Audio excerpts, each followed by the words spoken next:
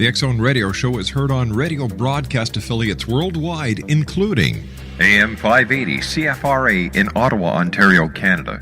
WPUL AM 1590 in Daytona Beach, Florida. KOHI AM 1610 in St. Helens, Oregon. KHRO AM 1150 in El Paso, Texas. And for more information on becoming a professional broadcast affiliate of the X Zone Radio Show, visit www.xzbn.net or call toll-free worldwide 1-800-610-7035.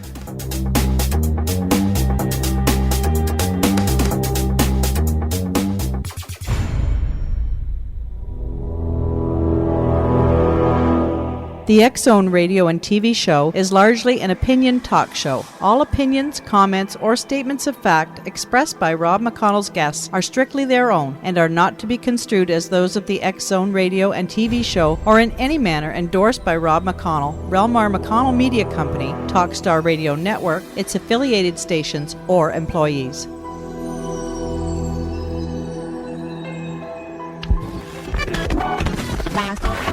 All Hit Radio.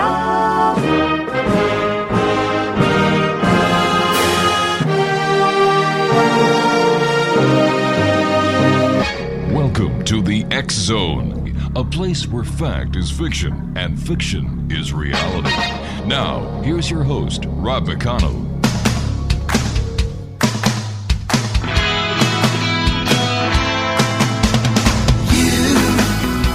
Doing that thing you do, breaking my heart into a million pieces, like you always do.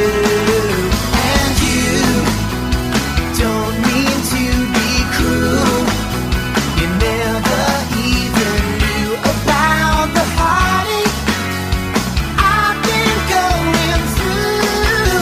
Well, I try to forget you, girl, but it's just so hard to do. Every time you do that thing you do. And welcome to the X Zone, everyone. My name is Rob McConnell, and for the next 4 hours, I'm your host and your guide as together we cross the time-space continuum to this place that I call the X Zone. It's a place where people dare to believe and dare to be heard. It's a place where fact is fiction and fiction is reality. And the X Zone comes to you Monday through Friday from 10 p.m. Eastern until 2 a.m. Eastern on the Talkstar Radio Network, X Zone Broadcast Network, and our affiliates worldwide on the UK High Definition Radio, Euro High Definition Radio, Star Cable, and affiliates right across Canada, the United States, Central America, the Caribbean, South America, the Pacific Rim, Australia, Asia, India, Africa, and Europe. 1-800-610-7035 is my toll-free number worldwide. My email address, xzone@xzoneradiotv.com. On MSN Messenger, xzoneradiotv@hotmail.com, and our website, www.xzoneradiotv.com. My first guest tonight is author Edward Philip Fulco. Now, we're going to be talking to Edward about the Cosmic Seed trilogy. And this story was conceived in Mr. Fulco's childhood and nurtured throughout his adulthood. His interest in history, government, and politics led to a degree in political science. He has been a teacher, businessman, investor, and husband for more than 30 years. Few people are ever able to achieve a lifelong dream. Mr. Fulco considers himself very lucky to have been able to write this trilogy. He hopes the story will stimulate your thinking, delight your senses, and challenge your beliefs. It stands as a scenario of one possible future for Earth. Mr. Fulco welcomes the controversy the subject of this trilogy brings to the public. He has little patience for UFO fakes, public and private debunkers, government cover-ups, or misinformation programs. It is Mr. Fulco's hope that the Cosmic Seed trilogy will excite you, the members of the X Zone Nation, and the public worldwide, into interest in alien abductions and the UFO phenomenon. And joining me now is Edward Philip Fulco. Welcome to the show, Ed.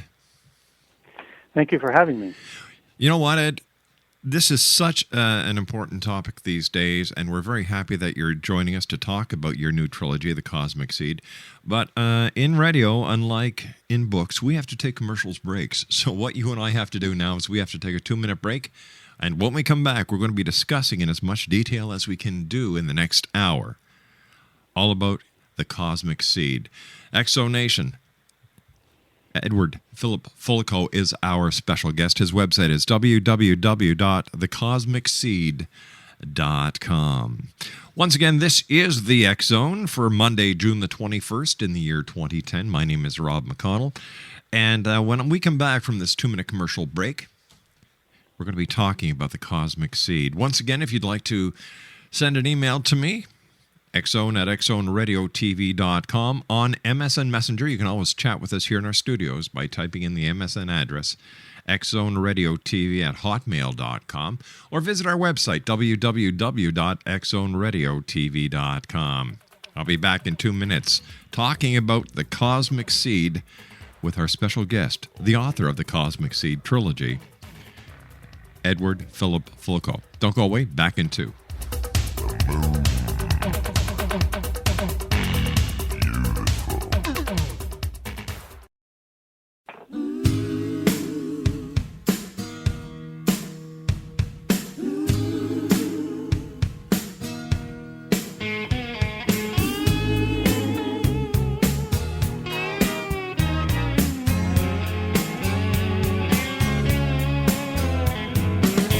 People are talking about people. I hear them whisper. You won't believe it. They think we're lovers, kept undercover. I'll just ignore it, but they keep saying we laugh just a little too loud, stand just a little too close. We stare just a little too long.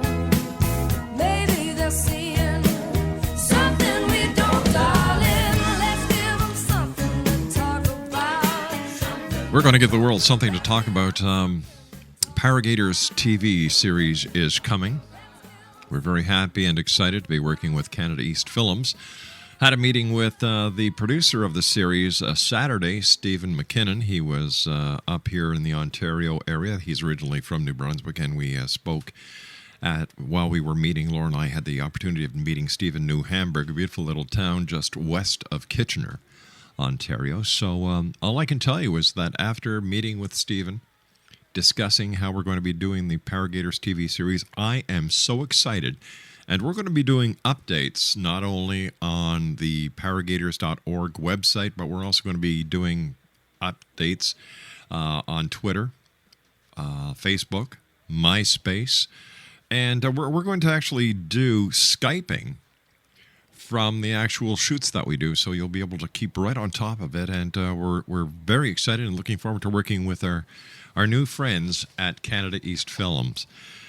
Our guest this hour is Ed Fulco, and Ed is the author of the Cosmic Seed trilogy. And Ed, if you could you give us a brief overview of the Cosmic Seed? Sure, I'd be glad to. The Cosmic Seed is an autobiography of the name I used as an author was Henry Edward Webster, and he tells his own story. And basically, he is a person who discovers that he is an alien in a human body, and he's basically telling you his story. He's being used as an experiment, and as a result, you get a kind of a good view of what alien abductions are all about, and what the aliens who are actually here on the planet really want. And so the story he really tells his own story of how he came to be where he was. His story is told in 3 parts. The first part, you basically are introduced to your character, Henry Webster, and he discovers, along with you discover that he has to go through this experiment in order to help his own people as well as the people throughout the universe. And of course, like all good stories, it has a lot of bad aliens and bad government bureaucrats that don't want this to happen. And so the conflict is almost immediate, and it's continual throughout the entire story. one of the things that I enjoyed most about this particular story was I was able to, in the second book, I was able to go in and give you a picture of what Henry's alien world was like and what it was like for him to grow up in a totally different environment than the one we live in now.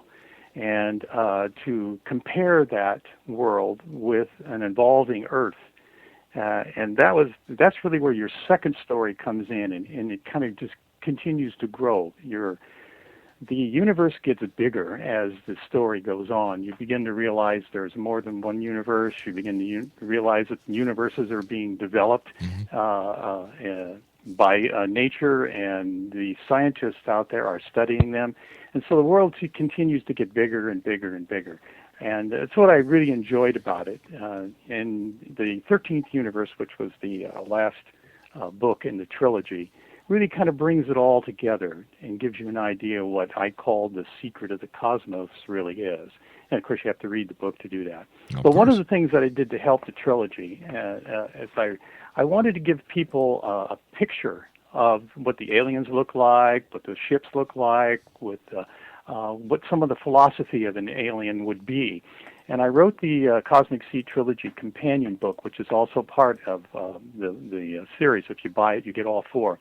And I had some really great artists draw some great pictures, and you get an idea of what the aliens actually look like.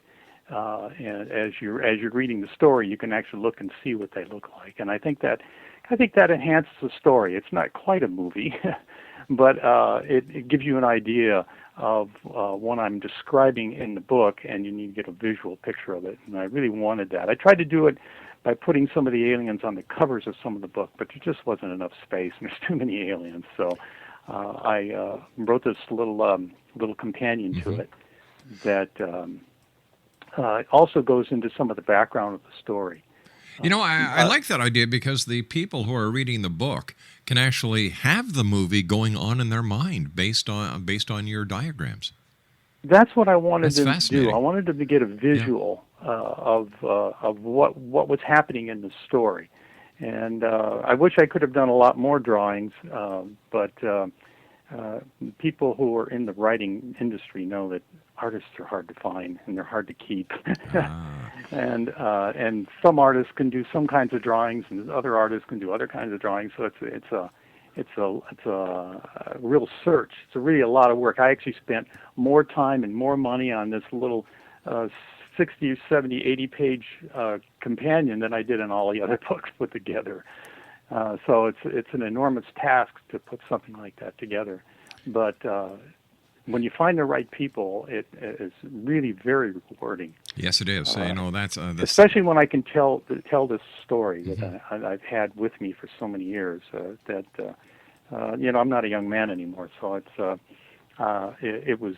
I often wondered if I'd ever be able to get it down on paper, but it was very satisfying to be able to do this, and I'm hoping that people, when they read it, they'll kind of get a different vision of the world you're living in, and the potential that the world you could live in.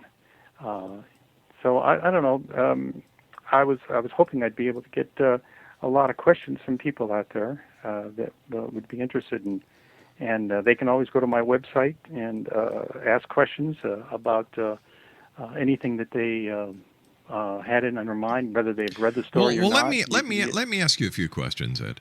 What was your inspiration for writing the Cosmic Seed? Well, that's one of the things that I'm going to be doing another radio show on, and I'm hoping to do a blog on it. When I was 11 years old, I went to a barbecue at a friend's house, me and about 8 or 9 other 11-year-olds, and we saw a UFO. And that UFO came down close enough to you almost could reach up and touch it. And during that UFO visit, I lost about an hour of time. And I didn't realize it until the next day that so much time had gone by. And that, what seemed like seeing this UFO for about 4 or 5 minutes was actually over an hour. And after that, this story, the Cosmic Seed, just popped into my head. And I just kept working with it over the years. And I kept having this idea that, put it down in writing, get it in writing. Well, I wasn't a great student in high school, and I wasn't a great student in college, and my expertise was really in political science, and I wasn't that great of a writer. And I really had to fight in order to put this down in paper. And I was very, very fortunate to find a great editor that took my story and made it readable for people out there. And that's where I was. That's where the inspiration of this came. I mean, I literally lived with this story my whole life, and lived with many of the characters. You just lived with them until finally I was able to actually sit down and write the story. It was in the early '80s I actually started writing quite a bit of it. And then my wife and I started this business in the mid-'80s, and I had to run the business. And so for about a 10, 12-year period, that's what I did until the business was able to carry itself enough for me to be able to go back to writing. And that's when I began to consolidate the story and put it all together. And it's an amazing thing happens when you sit down and you write a story. Is a lot of times you don't know where you're going in the story, and then all of a sudden it just comes to you. And the story just kept feeding on itself, and I could see that it wasn't going to be just one book. Each of the trilogy books are about 350 pages. So if I was going to write one book, it would be well over 1,000 pages, and probably even too much for one book. So I broke the story up into those three parts. And I was delighted with the way it turned out. Now, why did you use the pen name Henry Edward Webster if this is your life story? Well, it's not my story in the sense that I'm not that person. What I am is I'm telling the story of that person. That's why I used the pseudonym. Henry is the name that kings have used for centuries. And Edward, I don't know, that's my first name, but Edward is a combination name. Ed was a god in ancient times, and Ward was his servant. And Edward, the name Edward, and many kings were named Edward, mean that they were the servant of God. That's where that word comes from. And Webster, while it's of course the name of the dictionary, it also means weaver. And this is what Henry does, is he has to weave all of these people, both good and bad, together to try to make this story. And in doing so, hopefully people out there will understand where it's going. You see, the premise of the story is very much that Earth as a planet is a laboratory for aliens from all over the world. That's why we've had alien visits and UFOs and alien abductions for literally thousands of years. They've got pictures of aliens on cave walls, thousands of years ago. And then, of course, if any of you have read anything by Zachariah Stitchin, know that a lot of this was actually well-known information. Nobody really denied the fact that people were coming here from another planet and were influencing what humans did here. For one reason or another. I don't know if you've ever had Zacharias. Yes, I have many times. Yes, he's a great historian. His work is nonfiction, and he really has a grasp of that particular history. And so this phenomenon of UFOs is not something that happened in 1947 with Roswell. Ed, you and I have to take a commercial break. Please stand by. Ed Fulco is our special guest Exonation. He's the author of the Cosmic Seed trilogy. His website is www.thecosmicseed.com. That's www.thecosmicseed.com. We'll be back on the other side of this news break as the X Zone continues from our studios in Hamilton, Ontario, Canada. Don't go away. I'll just ignore it, but they keep saying.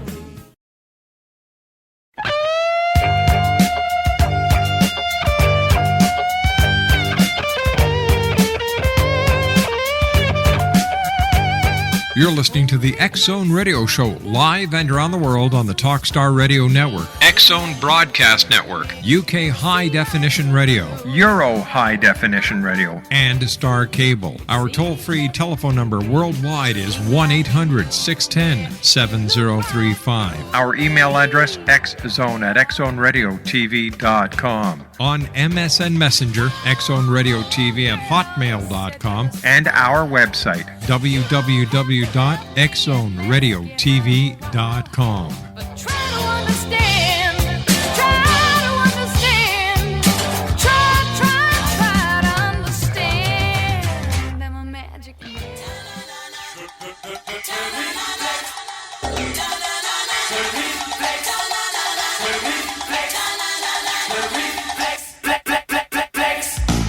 We've gone too far this time, but I'm dancing on the Valentine. I tell you, somebody's fooling around with my chances on the danger line. I'll cross that bridge when I find it. Another day to make my stand. Oh, oh. High time is no time for deciding if I should find a helping hand. Oh, oh. Why don't you use it?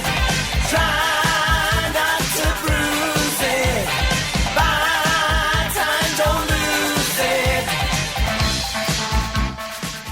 We're talking about the Cosmic Seed trilogy this hour. Ed Fulco, the author, is our special guest. His website is www.thecosmicseed.com.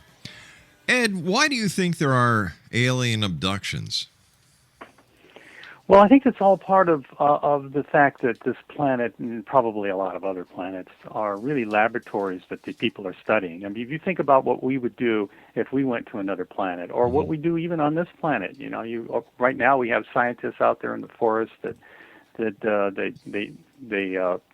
stun tigers, and they put collars around them, and they take blood samples and measurements, and then they follow the animal through its cycle to learn about what that animal is doing and how it reacts to circumstances, how long it lives, what kind of illnesses it attracts, and so forth. Well, it's obvious for an advanced civilization that comes across a planet like this one to do the same thing. And basically what they're doing is they're studying people. Now, you can't just study one human and figure out what everybody is doing. You have to study a lot of humans over a long period of time, because each generation, as you know, is a little bit different than previous generations. And each culture, each religion, each territory that people live in all make humans different, and they all have different languages, different beliefs, and so as a planet, if you're studying the entire planet, you really have to abduct people, you have to do experiments on them, you have to figure out why the physiology of this particular individual is good for something, and then others don't. It doesn't work for them. They become they're weaker people. They're not as smart. Why is that? And this is one of the ways they discover how quickly the evolution of the primate that's on the planet is growing. Are we improving? Human beings over our history of the last maybe couple of hundred thousand years, we have grown taller, and we have been able to create medicines and so forth to help us live longer. Those are all forms of evolution as we move along. Well, if you already belong to a species that says lives for thousands and thousands of years, you'd be curious as to why we only live 70 or 80 years. You know, why are we so vulnerable? If you live in a society that says that has a closed system, that is, all the food that you eat is used by your body, and there is no excrement. There is, and here's a species that still does that. And so you want to know why, and that's basically what abductions are all about. It's curiosity. What makes humans the way they are? Why do they think the way they do? Why are some aggressive and leaders and others are followers? Those things are the things that you have to study. And when you have a planet like this one, you not only study the people, but you study the animals and the plants, and you study the system that you're in. How long is this planet going to last? What is the effect that the changes in the solar system are going to have? They certainly were here at least in my story, the way my concept of the story worked was that they were here when the solar system was first formed. So they were studying everything. They were studying the stars, how the planets formed. They studied it all the way through the dinosaur area. All of that is all part of their history. And they don't do just one planet like this one or one solar system. They're doing thousands and thousands of them all over this galaxy, perhaps other galaxies, even throughout the entire universe, as a way to understand what life is all about. What is existence all about? You have to do that scientific research. We do it to understand our own society. We do it to understand other cultures. We do it to understand other animals, and that's essentially what's happening with the alien abductions. That's just one part of what they're doing. And most people, I believe, in my story, I tell people that everybody on this planet is being followed, even though you probably are not aware of it. Only some people are being actually abducted and taken and having specific experiments done on you. And that's because there's not one race that's doing this. There's a lot of different alien races that are doing it, and they're doing different experiments for different reasons. And so you have some people who are picked up early in life and are abducted many times over their entire lives. There's some people that are picked up once and then that's it. And some people react very badly to being abducted. And sometimes there are others that, they kind of go along with it. They figure, okay, I'll just go along with it. And so you have an entire different species of aliens that are doing different things at all particular times, all throughout history. They've been doing this. So that's where I came with the idea of abductions. And do you think these aliens or whatever they are or whoever they are pose a threat to humanity? Probably not. A scientist generally doesn't want to destroy its subject. Most of the time, the idea is to keep it alive as long as possible and study it as long as possible to get as much information as possible. I think all of the aliens that are actually abducting people would have probably little resistance in taking over a planet like this. The point would be, what would be the purpose? Why would you want to take over a primitive planet like this one when you come from a much more highly developed planet, unless the planet had something you wanted? And there's nothing on this planet that they want other than information. And so I don't think any of these people have any designs on taking over this world, although I do believe that some aliens are influencing individuals. And not always does that. Not only do they influence them in a good way necessarily.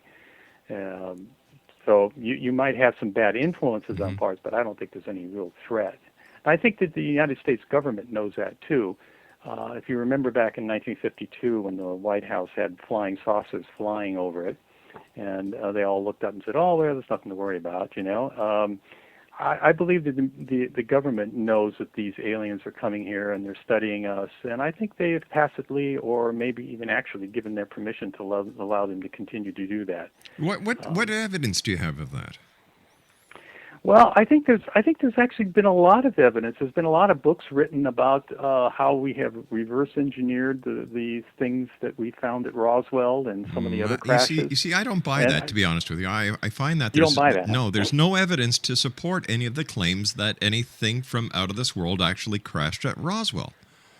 Because for like, how in the name of heaven could you actually hide the fact that some people believe it's in a hangar in Ohio. Some people believe that whatever was recovered is in Area 51. Others believe that it's here, there, and everywhere.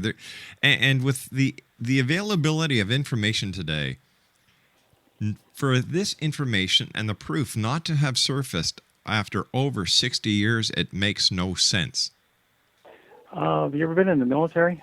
I've been in law enforcement and with intelligence. Okay, because there when something is classified, and it doesn't really matter what the classification is. Once something is classified by somebody, the need to know is what makes the difference between who gets to know about this and who doesn't. All right. Well, let's just talk about the military aspect here for a second. Let's just talk about the military aspect here for a second. Jesse Marcel, Jesse Marcel, who was the base intelligence officer, broke protocol. He violated his own oath.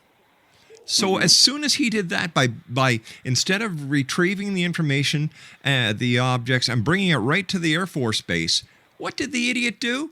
He brings it home to show his wife and his kid. Now, no one with common sense or an IQ higher than an amoeba that's in the military would have done that. As soon as Jesse Marcel did that, he broke all credibility.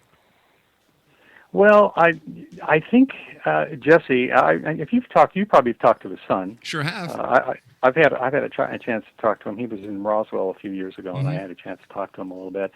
I think he didn't think that this was going to be denied. I think he thought, hey, here's the proof, and everybody's going to know about it now. The chain and of custody. He didn't realize how the government was going to come down on this. Well, of course not. Now, come on. He's and I think that's why he was kind of lackadaisical about what he would do about this information. So he had these parts. Jesse Marcel Jr. still remembers some of the markings and so forth that he saw when he was a young boy. I'm confident that there was probably a ship that Roswell that actually did fall. There were others that wrote about actually handling the information afterwards. There was another writer who died now. After the fact, there's been tons of books written, tons of speeches, tons of this, that, and the other thing. And yet, for a period of time after the alleged event, nothing was said for year after year after year after year until Stanton Friedman pops up. Comes up with this. In the 70s, Exactly. So if the event really did happen, and if it was this spectacular, the story would not have died back in the 1940s. Well, you have to understand, back in the 40s and 50s, when somebody came to your door and said, hey, this is classified information, don't talk about it, people did. But we don't know if that really happened. Shut up. I mean, there was a crash in 1952 in Kingman that nobody has talked about today. And that was just a few years after, because all those people really in Kingman happened. We don't know if that really happened. There is no evidence to support the fact or the claim that a UFO really crashed in Roswell, New Mexico. There's no evidence. None whatsoever. Except for what people said they saw. It's hearsay evidence. That's all it is. That's true, but that's all the government's going to give you if they're trying to cover up something. They're not going to say, well, come on. Let's get our feet back on Earth here for a minute. If you've got all these people who saw this fantastic thing, and you're telling me that it took, nearly 30 years after the event for the story to come back to life? It makes no sense. Yeah, and I don't really think Roswell is probably a good example of a crash. There have been several crashes after that would have been better than Roswell, because there are people who have been able to hang on to pieces. The only problem is if the government finds out you got it, and they come get you. So most of these people who have either seen UFOs or have had pieces of a crashed UFO, they keep their mouth shut. They keep it for themselves. They pass it down to their kids because so how do we afraid. know? How do we know that? You have to understand. True. Right after Roswell, people who lived in that community were visited by military people who told them they'd take them out in the middle of the desert and bury them if they ever said anything. I mean, that's what they say. It's a sensationalistic story. That's the way government worked in those days. How do you know this? How do you know this for a fact? Because a lot of them, now that they're older and unafraid of this happening to them, are coming out and talking about it. That's where this information all comes from. But once again, we're talking about hearsay information. We're not talking about fact. We're not talking about anything that could be substantiated by physical evidence or proof. Only that more than one person was hearing it at the same time. I mean, how many people do you need to tell the same stories over and over again before you say, geez, maybe there's some credibility to this? Come one on. person says, "Gee, they threatened me," yeah, you might say that's one person. But when 50 say it, that gives it a little bit of credibility. But That's if the it difference, would and that's have what's ge- happened over the years. No, with, sir. with No, all what of has these. happened over the year? Roswell's turned into an urban legend. It's Oh, I know perpetrated. that It's has, perpetrated. and It's probably, perpetrated by it people probably who doesn't have. deserve its position either. You know, it's what it's happened is ufology has turned into a cash cow, a way for people to explain things that they could never explain before. It allows people to fit into a little niche of society where they don't fit in anywhere else. They don't Well, have the to. government Wait does a it minute, too, please. though. Wait a minute, please. They don't have to prove anything in order for this story to be taken as real. And once again, the internet, in my opinion, is nothing else but the biggest septic tank that mankind has ever created, because so many bimbos believe that if it's on the internet, it's got to be It's true. Yeah, and that's obviously a real mistake, because anybody can put any kind of information on the internet, and that doesn't mean it has any credibility at all. Exactly. But the government does this too. I mean, there are the people at the Area 51. They've used the idea of a UFO to cover up their B-1 flights that they had there. As well as the Now F-117. we know that Yep. they had the B-1 there, and they were flying it. And if you look at a B-1, it kind of looks like a diamond-shaped craft. All right, you and I have to take our airplane final looks break. Please stand by. Exo Nation. Ed Fulco's our guest. He's the author of the Cosmic Seed trilogy. I'll be back on the other side of this break as we continue from our studios in Hamilton, Ontario, Canada. Here in the X Zone. Don't go away.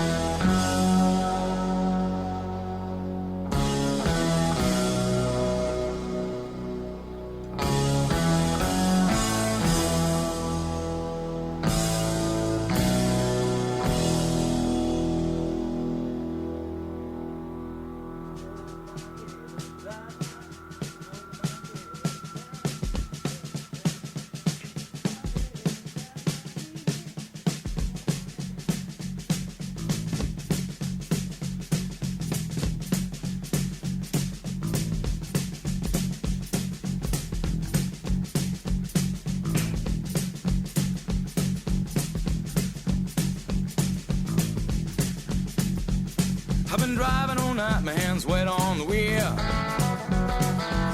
There's a voice in my head that drives my heel. It's my baby calling, says I need you here. And it's 4:30 and I'm shifting gear. When she's lonely and the longing gets too much, she sends a cable coming in from above. Don't need to phone at all. We've got the thing, but I suppose. Ed Fulco's our special guest, Exo Nation. He is the author of the Cosmic Seed trilogy. His website is www.thecosmicseed.com. Ed, you and I were talking just before we went to the break about how could this be actual? Well, I was saying, that I don't believe a lot of the stuff that ufologists talk about, because doing this show for nearly 20 years, 5 nights a week, 4 hours a night, I've heard a lot of grandstanding. I've heard a lot of babble, but no one has been able to provide any proof. And if we're saying that this is such a real thing, people are getting abducted, the government is in cahoots with the aliens, that they've been around for centuries, how come there's no physical evidence to substantiate any claim made by anyone? Well, other than I think a lot of it is the aliens actually haven't come down and actually had a press conference and talked to people. But there have been thousands and thousands of photographs, many of them taken by professionals and people who fly aircraft and in aircraft, and these have been seen by highly professional people, and they're telling us that those were not airplanes, those were not weather balloons flying around. And so you have to, these are experienced, many experienced pilots. I've seen UFOs, and so you can't dismiss everybody to say, well, it's all hearsay. Well, everything anybody says is hearsay, and I can understand your point in that a lot of UFO people are they're just out to try to make a buck for themselves, or maybe they believe in the stuff, and they, in order to give credibility to themselves, they make up stuff. That's true of any field of endeavor. I mean, that's what makes movies. I mean, they get out there and they pretend, and the better pretender is the guy that gets the most money. But I don't think you can say there's no evidence for UFOs. I mean, the photographs that were taken over the White House in 1952 were solid. I mean, in fact, the government never even denied that they were there, or even tried to tell us they were something else. They simply said they were no threat, and that was where that all ended. And in 1950, right out of World War II, people just accepted what the government said. Now it's when we're coming by and saying, hey, wait a minute, President Eisenhower went before the American public and said there were no U-2 planes, and we don't spy on Russia. Hey, listen, Ed, we've run out of time. Ed, we've run out of time for tonight. I want to thank you very much for joining us. Interesting book? Maybe. Interesting theory? I've heard it all before. Do I believe? On a scale of 1 to 10, 10 being the strongest, 1 being the weakest, I give this story a 1. I'll be back on the other side of this commercial break with the news as the X Zone continues right here in from the studios of the X Zone in Hamilton, Ontario, Canada. Don't go away.